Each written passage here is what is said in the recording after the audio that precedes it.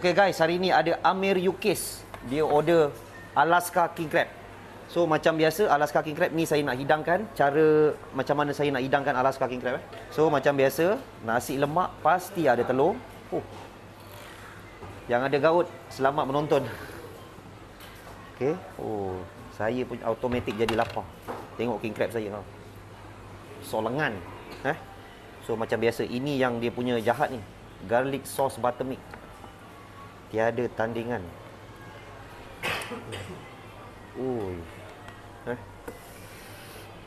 Nasi lemak mesti nak kena ada sambal. Boleh tengok sambal ni? Ni sambal dia. Tengok. Pekat dan likat tengok. Alright. So, tengok zoom sikit. Alaska King Crab. Besar-besar bas. Ini saiz mega. Mari dekat sikit.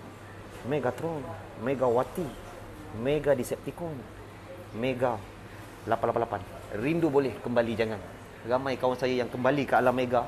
Asalnya dulu ada kereta BMW, sekarang naik motor Demak. So jadi jangan spin, berdosa, haram.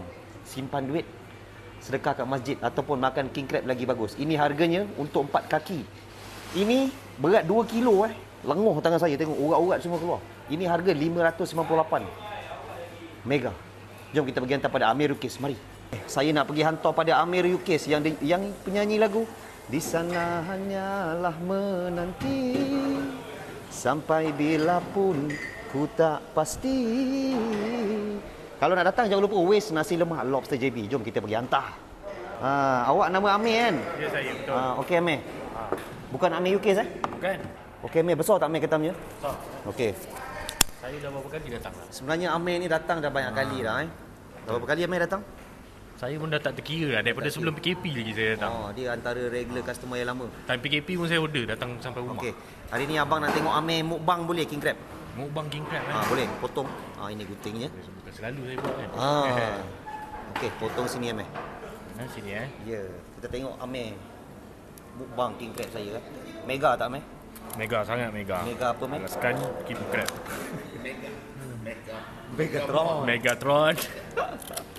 Kau dah ingat dah. Saya punya tagline. Potong Itu hari rasa minggu lepas baru makan kan? Minggu lepas baru makan. Minggu lepas baru makan. Ini hari makan lagi Amir. Makan datang lagi. Makan datang. Dia rasa macam tak cukup Amir Macam tak cukup. Kalau boleh banyak lah. Betul lah tu. Tapi perut kita baru banyak ni boleh masuk kan. Betul. Okey Amir kasih buka tengok. Buka. Allah, juicy tak Amir? Okey. Sangat juicy. Okey Amir kasih congkil. Okey, kita congkel sikit. Panas.